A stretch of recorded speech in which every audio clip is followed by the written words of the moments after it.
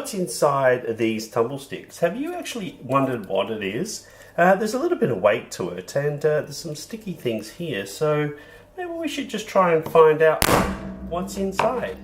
And there we go. So that is the secret method to getting inside a tumble stick. Now we just have to prise it open. Actually, no, we just need to open it up a little bit more. And we can see inside that there's actually two heavy ball bearings. And these ball bearings sit in the ends like that.